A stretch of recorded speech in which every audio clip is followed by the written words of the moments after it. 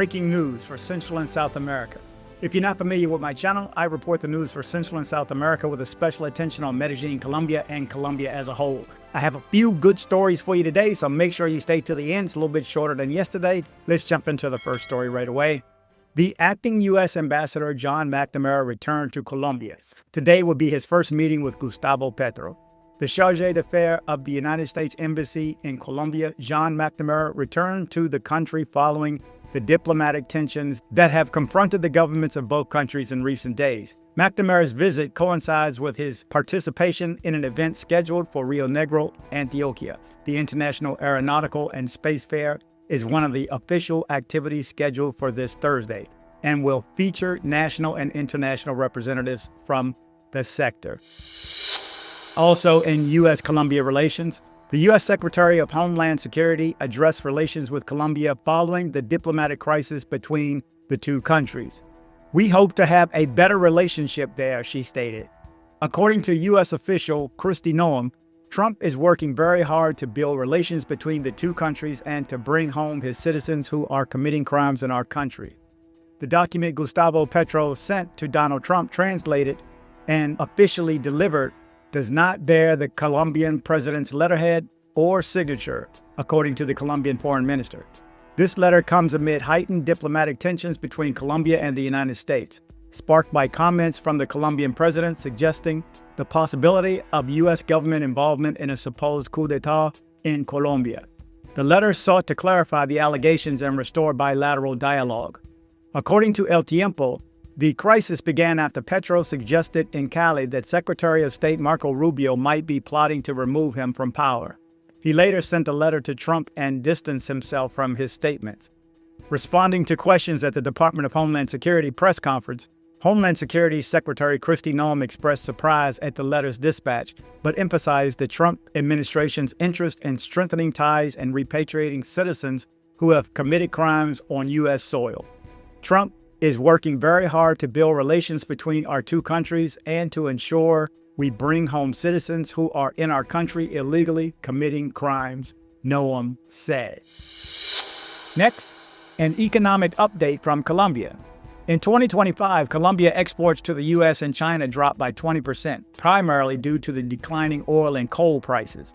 This significant reduction in trade value has created economic challenges for businesses and the government. Authorities are exploring strategies to address the slump and stabilize the economy.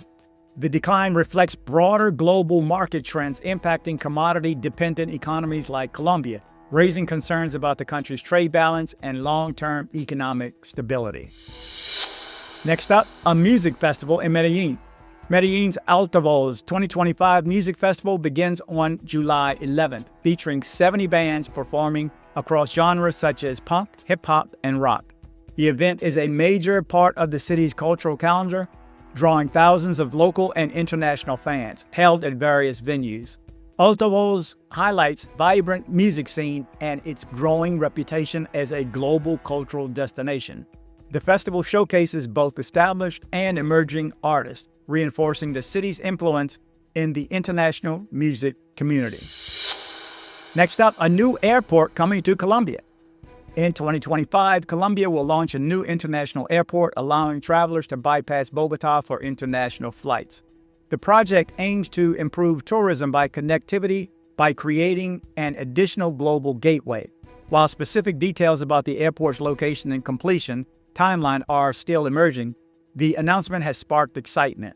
The new facility is expected to enhance Colombia's travel infrastructure, making it easier for tourists and locals to access international destinations directly. Next, a flight disruption from Air France.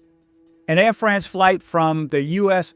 to Paris was turned back after 7 hours in the air due to an unspecified issue.